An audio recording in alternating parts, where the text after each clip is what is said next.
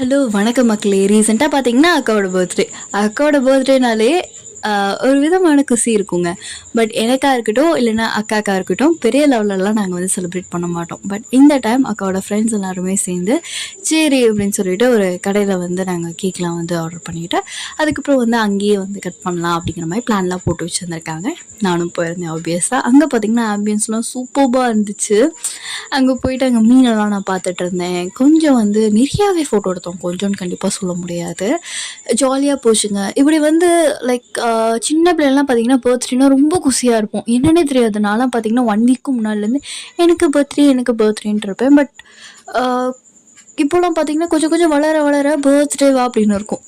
அப்படின்னு நிறைய பேர் சொல்லியிருக்காங்க. எனக்கும் இருக்கும். பட் இந்த பர்த்டேக்கெலாம் பார்த்தீங்கன்னா சரியாக எக்ஸைட்டடாக இருப்பேன். 1 மந்த்துக்கு முன்னாடியே எனக்கு பர்த்டே அப்படின்னு சொல்கிறதா இருக்கட்டும். ஸோ இந்த 2 இதில் எந்த கேட்டகரி நீங்கள் அப்படிங்கிறத மறக்காமல் கமெண்ட் பண்ணுங்கள். இன்னொரு வீடியோவில் பார்க்கலாம்.